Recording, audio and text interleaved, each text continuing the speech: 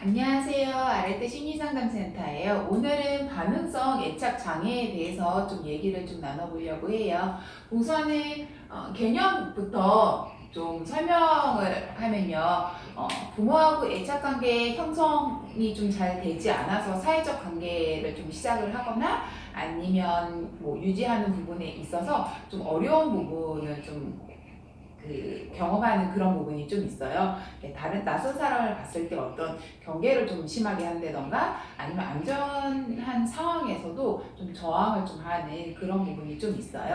그러면 이런 아이들 특징을 좀 살펴보면요.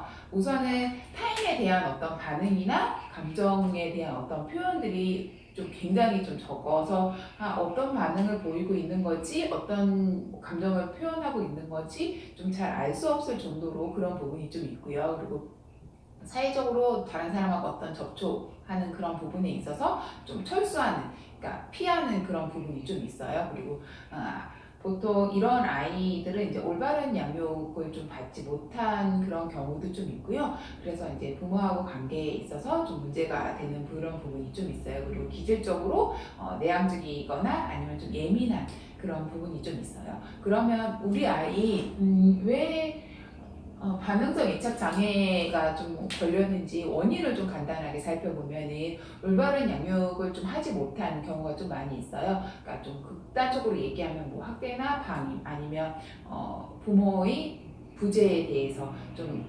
반응성 애착 장애가 없는 경우가 좀 많이 있어요. 그러면 이런 아이들 진단을 어떻게 하는지 좀 간단하게 좀 살펴보면은 양육자의 뭐 억제나 아니면 위축 행동이 두 가지 좀 그런 부분이 좀 있어요. 그러니까 양육자가 어떤 행동을 했을 때 약간 아이가 위축적이거나 아니면 억제되는 어떤 행동들을 좀 보이는 게 있는데 어떤 거냐면은 정신적인 고통 으로 인해서 안정을 좀 찾지 못하는 거나 아니면 정신적인 고통에서 뭐 최소한 좀 안정을 좀 취할 수 있는 그런 부분이 좀 있어요. 그리고 두 번째로는 반복적으로 사회적이거나 아니면 감정장애를 좀 겪는 게 두 가지 이상 되는 부분이 있는데 어떤 거냐면 최소 사회적 반응에서 아니면은 제한된 어떤 긍정적인 정서 아니면 과민한 반응들 아니면 슬픔이나 뭐 무서움 그런 부분을 좀 보이는 그런 부분이 좀 있어요. 그리고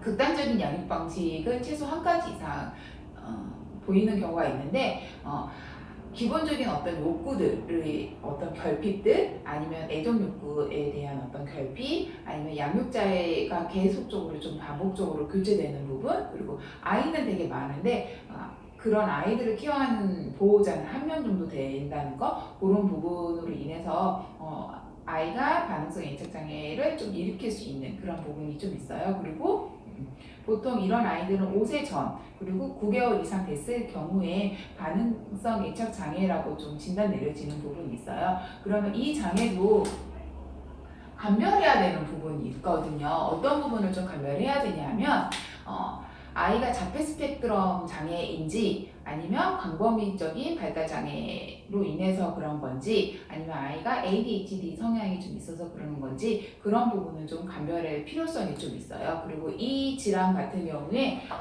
동반으로 같이 오는 그런 부분이 있는데 어떤 부분이 좀 같이 오냐면은 전반적인 발달 지원이 오는 부분이 있는데 거기 영역 발달 단계는 뭐 이 언어적인 부분, 그 다음에 인지적인 부분, 그 다음에 사회성적인 부분, 그 다음에 운동적인 부분 여러 가지 것들이 있는데 그 중에서도 언어적인 부분하고 인지 부분에서 아이가 발달 지원을 좀 보이는 그런 부분이 좀 있어요. 그럼 이런 아이들 상담을 하게 되면은 저희 아래대 심리상담센터 같은 상담소에 오실 수 있는데 어떤 상담을 진행을 하냐면 아이가 어리면 놀이치료에서 어떤 놀이 과정을 좀 통해서 아이가 좀 애착 관계를 좀 형성할 수 있게끔 하는 그런 부분이 있고요. 미술 치료에서는 작품 활동을 좀 통해서 안정적인 애착 관계를 좀 형성할 수 있게끔 하는 그런 부분이 좀 있을 것 같아요. 그리고 부모 상담을 좀 통해서 아이를 어떤 식으로 케어를 해야 되는지 올바른 양육 방법에 대해서 좀 안내를 할 수 있을 것 같아요.